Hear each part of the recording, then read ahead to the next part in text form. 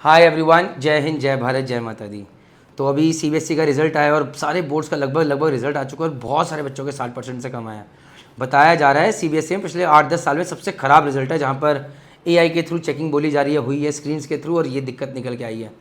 मुद्दा अभी CBSE board, ICSE board, Haryana board का है ही नहीं। मुद्दा है 60% से कम आए तो क्या करें।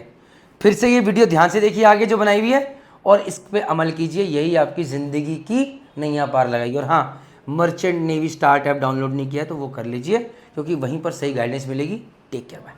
हाय बच्चों, जय हिंद, जय भारत, जय माता दी। अगर आपके भी 60% से कम आए बोर्ड के एग्जाम में तो प्लीज़ परेशान मत होइए। दुख होना बनता है, क्योंकि पढ़ाई नहीं करी इसलिए नंबर कम है। बोर्ड को ब्लेम मत कीजिए, लेकिन अगर आप सीबीएसई बोर्ड के हैं, आईसीएसई बोर्ड के हैं, महाराष्ट्र बोर्ड के हैं, यूपी बोर्ड के हैं, बिहार बोर्ड के हैं, राजस्थान बोर्ड के हैं, झारखंड बोर्ड के, हरियाणा बोर्ड के हैं, तो ये वीडियो आपके लिए बहुत इंपॉर्टेंट है। प्लीज एंड तक जरूर देखिएगा। और अगर किसी और स्टेट बोर्ड के भी हैं तो चलिए सबसे पहले आपको ये बता दूं कि अगर आपके नंबर कम आए हैं 60% से, तो ये मानना बहुत जरूरी है कि यार नंबर कम आए आप क्या करें, बट साथ साथ करेक्टिव एक्शन लेना भी जरूरी है। रीचेकिंग और री इवैल्यूएशन, ये दो अलग अलग चीजें हैं। तो सबसे पहली चीज, आप किसी बोर्ड में तो पहले पता कीजिए कि भैया देखिए, अगर मैं सीबीएसई की बोर्ड की बात करूं तो सीबीएसई बोर्ड में स्ट्रेट अवे आपके जितने भी नंबर हैं एक बार री इवैल्यूएशन ऑब्लिक रीचेकिंग के लिए पेपर भेज दीजिए। इसमें क्या होगा, जनरली कोई भी बंदा टीचर नंबर कम नहीं करता है, आपका पूरा पेपर देखा जाएगा। रीचेकिंग का मतलब चाहे सीबीएसई बोर्ड हो चाहे आईसीएसई बोर्ड, ये होता है कि भैया सिर्फ नंबर मिलाए जाएंगे और ये देखा जाएगा कि भैया काउंटिंग या टोटल गलत तो नहीं है। री इवैल्यूएशन में पूरा पेपर चेक होता है और जनरली टीचर ऐसा नहीं होता कि अगर 50 नंबर हैं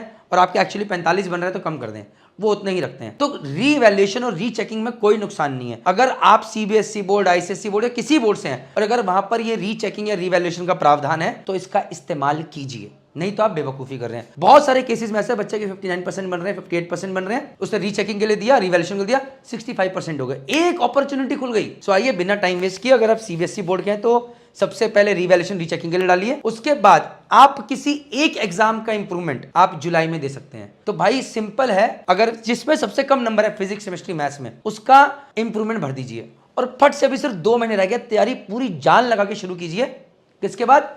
आईएमयू सीईटी के एग्जाम के बाद 24 मई में, फिर से रिपीट कर रहा हूं, हर कोई जिसने आईएमयू सीईटी का फॉर्म भरा आईएमयू सीईटी का एग्जाम देगा ही देगा। और 24 मई को एग्जाम देने के बाद स्ट्रेट अवे अपनी जुलाई की इंप्रूवमेंट की तैयारी शुरू कर देगा। क्यों? अगर इंप्रूवमेंट में अच्छे नंबर बन गए और आईएमयू सीईटी में अच्छी रैंक आ गई तो भाई अगले साल का वेट नहीं करना, दिसंबर में स्पॉन्सरशिप निकालेंगे। जय हिंद, जय भारत, जय माता दी, गॉन। सेकंड थिंग, सपोज कीजिए इंप्रूवमेंट दिया, जुलाई में नहीं हुआ, आईएमयू सीईटी आपको देना ही देना। मैं फिर रिपीट कर रहा हूं, आप किसी बोर्ड से आपका 60% से कम है, आईएमयू सीईटी का अगर फॉर्म भरा है तो एग्जाम जरूर देना है, डिच नहीं करना है।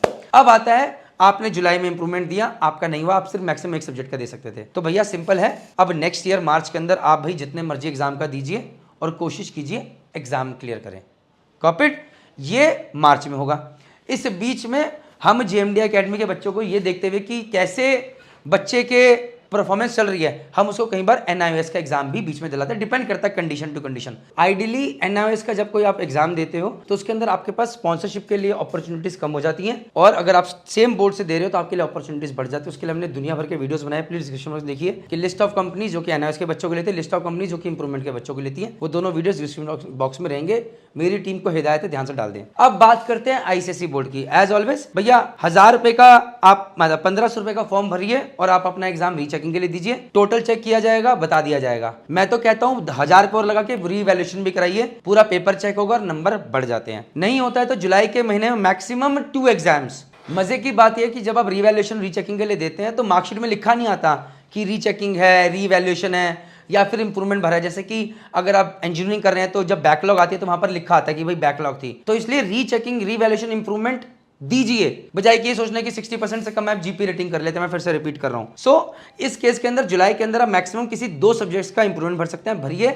24 मई को आईएमयू सीईटी का एग्जाम दीजिए, उसके बाद फटाफट 2 महीने के लिए तैयारी शुरू कीजिए और कोशिश कीजिए इंप्रूवमेंट का एग्जाम निकले। और अगर नहीं निकलता, जुलाई में फिर से नहीं बढ़ता, तो भैया फिर पूरा साल तैयारी कीजिए और अगली मार्च में निकालिए। माहौल को बदलिए, उससे पहले इंट्रोस्पेक्ट कीजिए क्या है क्या नहीं है। बहुत जल्दी हम जेएमडी एकेडमी का भी इंप्रूवमेंट बैच का रिजल्ट आपके साथ शेयर करेंगे। लास्ट ईयर के मुकाबले कैसा था, हम कहां बेटर कर सकते थे, हमने क्या बेटर करा क्या नहीं करा, हम आपके साथ वो स्ट्रैटेजी शेयर करेंगे। कॉपीड, अगर आपको लग रहा है आपसे खुद से नहीं हो सकता तो प्लीज हमारे इंप्रूवमेंट बैच के लिए एनरोल कीजिए। वी वुड इंश्योर कि आपका माहौल बदले और टाइट किया जाए। रिजल्ट आना नहीं आना JMD एकेडमी और आपके हम दोनों के हाथ में है, बट कोशिश आपको भी करनी पड़ेगी और हमें भी। महाराष्ट्र बोर्ड की बात करें तो जुलाई में आप सारे सब्जेक्ट का वापस से इंप्रूवमेंट दे सकते हैं, और अगर नहीं हो रहा है तो भैया फिर अगले साल फिर से दे सकते हैं, मतलब मार्च में। तो महाराष्ट्र बोर्ड में ये फायदा है। बिहार बोर्ड में भी पूरे सब्जेक्ट्स को मतलब पूरा 12th रिपीट करना पड़ेगा। राजस्थान बोर्ड में पूरा 12th रिपीट करना है। झारखंड में जुलाई में सिर्फ आप मैक्सिमम 2 सब्जेक्ट का इंप्रूवमेंट दे सकते हो, और मार्च में तो भैया जितने मर्जी का दो, ऑल 5 का दे सकते हो। हरियाणा में आपको सारे सब्जेक्ट रिपीट करने हैं मार्च में। और लास्ट में बात करते हैं 2 बोर्ड जो कि अपने हैं, उत्तराखंड बोर्ड और यूपी बोर्ड। भाई यहाँ पर there is no such scope of rechecking revaluation, और कोई स्कोप नहीं इंप्रूवमेंट का। अगर कंपार्टमेंट है दैट मीन्स फेल हो गए हो एग्जाम के अंदर, तो आप कंपार्टमेंट का एग्जाम दे सकते हो जुलाई में, नहीं तो फिर रिपीट करो भैया मार्च के अंदर।